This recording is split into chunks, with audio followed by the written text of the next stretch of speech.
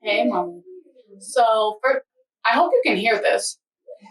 Okay, I finally remembered to record your stretch for you. It's called the IT band stretch. This is how Michaela taught it to me, and it works the back of the leg, the IT band muscle. So, first, you'll need, before I used to say that you could use a t-shirt or a towel or a rag. I really think a resistance band is best. They have different colors for different types of resistance. I don't know what they mean, but any resistance band. So it's nice and long. These are all broken. I'm clearly going to have to buy more. It's really annoying. It's so annoying.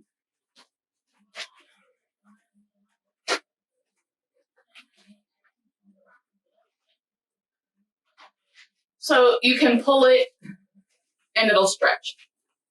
Okay, so we are going to start on our back. One leg, the non-active leg, will be bent, and we'll extend the straight leg up. So it needs to be extended straight up from the hip. That means it's not here, it's not here, it's not here. It's straight up from the hip. It's also not bent, and that's really important about this stretch. It's not bent. Now, another reason that you'll need a resistance band is if you were just doing this without any props, it would be like this, which obviously you see takes me out of my line and is an ab workout. So, and it strains the neck. It's really better to have a band. So you put the band on the top of the foot. So really covering the toes, because that's what'll be triggering this movement. So you wrap it like that. Make sure the foot is flexed. Get a good grip and extend it back up.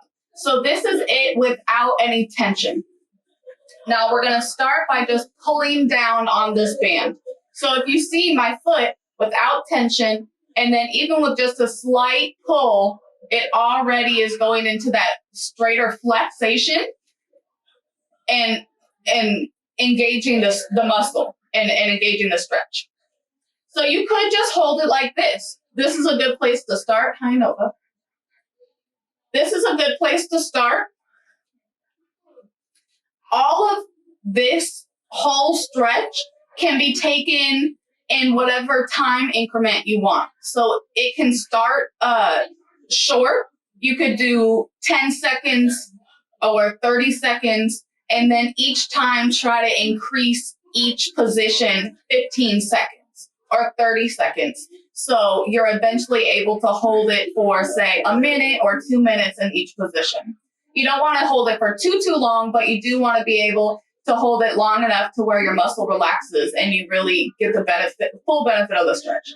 So while we're here holding it evenly, we're going to, since we're using our right leg, we're going to pull on the right side. And this is really, you'll feel a big engagement. Again, the more you pull, the more intensity you'll feel. So I'm feeling a lot of engagement with this, the back of my leg. And I don't want you to push yourself too far. So if you're ever feeling it's too much, you can go back here and you can relax for a little bit. If this feels good for you, if your knees can bend like this, and then you can come back up. Now that I'm thinking about this, I actually don't know if you can do this on your foot that's broken. I would not do this on the foot that's broken. No, do not do this on the foot that's broken. Only use the non-broken foot. But isn't the non-broken foot the one with the rod in the leg? So I don't know if I don't think your rod would have a problem with this. Okay, but when you pull on the right side, you really engage that flexation, and it engages a different part of the muscle. So the next position that we can do is we'll cross our hands and grab on to them again, okay? And then we'll start with an even pull down. So it's crossed. You know, it's not pull down here. That's the same thing. We're fully crossing and pulling it down. Again, it's just fully engaging that flex. And then again, we'll pull on the right side to really deepen that stretch. Pulling on the right side for this, look at where that gets me. That's not really beneficial as much as pulling on the left side. That's where you want to feel it. And if you see my foot,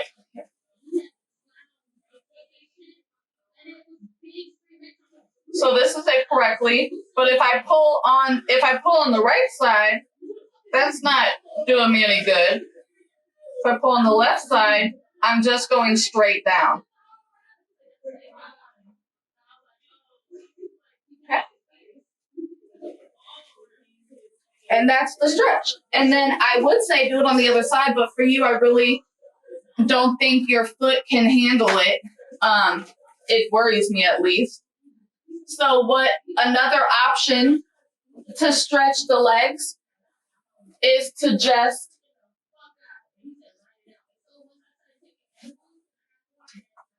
if you feel confident that you're going to be able to get up off of the floor. So don't do any of this if you don't feel that you can get up off the floor, because that would be a problem. So there's a lot of stretches that we can do just here.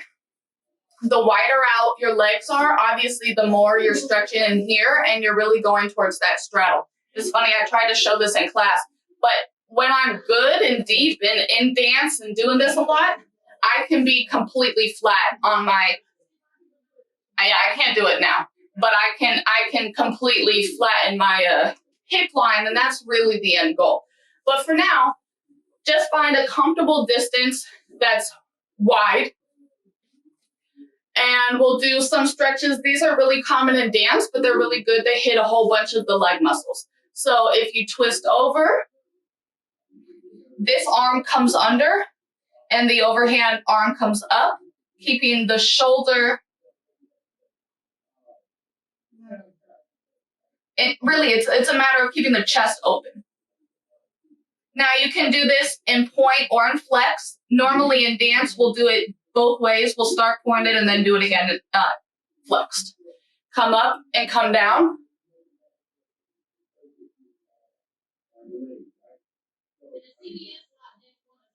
Then come to the center. For this, how I teach it is start up here on your hands and then walk down to your elbows, coming forward. With each exhale, you try to get a little bit further, especially when you come onto your hands. Well, really your stomach, because that's what's next. Hands, elbows, stomach. So this is the goal. And really that's not even the full goal, because the full goal is hips completely square, but I'm not at that point anymore right now, which is kind of annoying. But so when you're here, every exhale, just take the hands a little bit further and get deeper into that stretch until you can lay flat on your stomach. But you won't. That's not a goal. So then take the hands back over, and we're coming here. So you'll feel this in your lower back as well as your leg and the side of your torso. But again, some of these things I feel in different places because of my level of flexibility. So here and then up.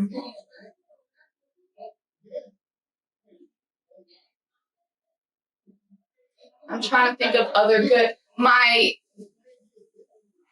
weight routine, you can do this in a chair, would be best for you, is to be up, up. So I do 8 like this, 2. So it's fast on the up and slower on the down. And you're never fully extending down there. You're going, I kept looking up at me because I'm used to having a class. I realized I don't have a class anymore. Let me turn that off so I don't distract myself. Hold on. Okay.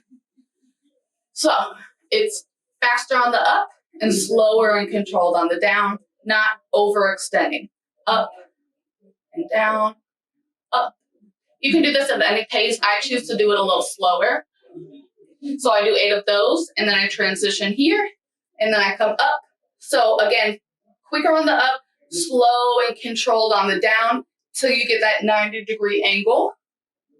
and then up. 8 of these. I'm only going to do 4.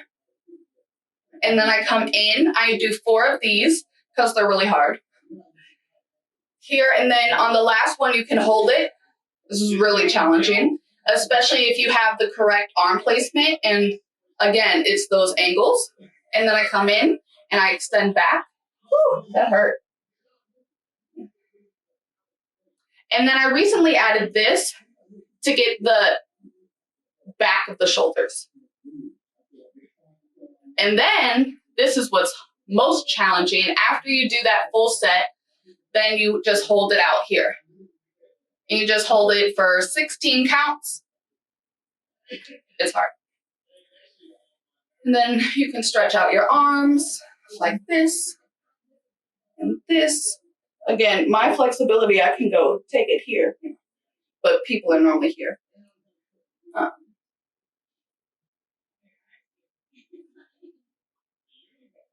Trying to think of any other.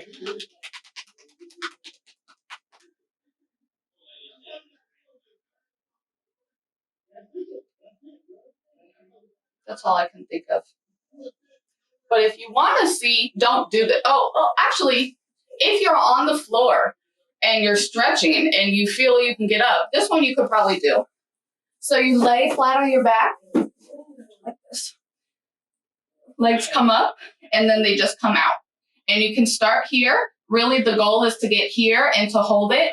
The longer you hold, the harder it gets. It's really challenging to just hold it here. And the biggest thing is, again, about the position of your hips. So you want to be in line with the hips. We're not here. We're not here.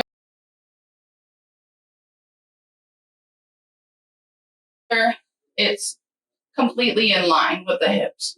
And then you just hold it. And again, it's opening up the hip flexors. You could even do it, well, you could do it here. It's not as challenging though. It's most challenging here. Abs.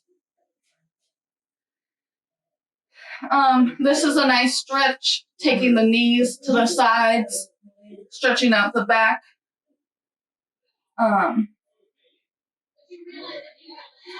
One really great stretch that you can do. This is very nice. So you sit up straight, legs are hip width apart, feet are flexed. You want to feel your sit bones so you're not too forward or too back. It's all about being in that right center position. So I can feel my hip bones. I start here, feet are flexed. You can take this down one of 2 ways. You can take it down with a flat back or with a rounded spine. You take it down, grab the feet that are flexed, and pull up the chest so the head is looking up and forward. Take a few deep breaths and really just stretch the back. It feels great. And then while we're here, I round the spine, tuck the head under, and pull on my feet. So I'm really getting that nice back stretch. And you can move to the sides. Not too much to where you're hurting yourself, but just to where you can feel it. And then slowly roll up one vertebrae at a time until you're center. And this is the right position. Normally I come back here and it's over. It's right here. And then so fully it looks like this.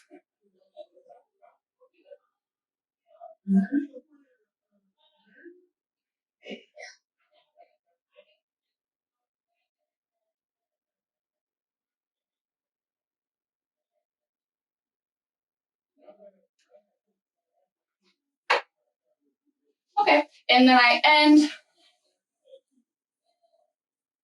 with, this week's phrase was, I respect, honor, and love my body. So, then we think about those phrases as we take 4 deep inhales.